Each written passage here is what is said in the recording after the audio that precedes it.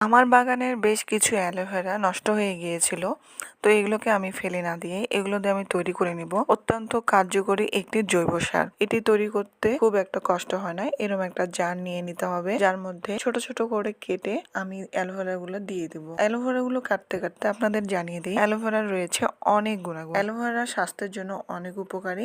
এটি খেলে মানুষের ডায়াবেটিস, হৃদরোগ সহ অনেক সমস্যার সমাধান করা সম্ভব এবং এটি রূপচর্চা করতেও অনেক ভালো একটি উপকরণ এবং অ্যালোভেরা গাছের জন্য অত্যন্ত উপযোগী। অ্যালোভেরার মধ্যে রয়েছে এমন কিছু গুণাগুণ যা দ্বারা গাছের গ্রোথ বৃদ্ধি হয়, গাছের ইমিউনিটি সিস্টেম ভালো থাকে, এমনকি গাছের রোগ প্রতিরোধ ক্ষমতা বৃদ্ধিতে সহায়তা করে। যদি কোনো গাছে ফল ও ফুল না আসতে চায়, তবে এই লিকুইড সারটি গাছের গোড়ায় দিলে খুব দ্রুত ফল ও ফুল চলে আসবে।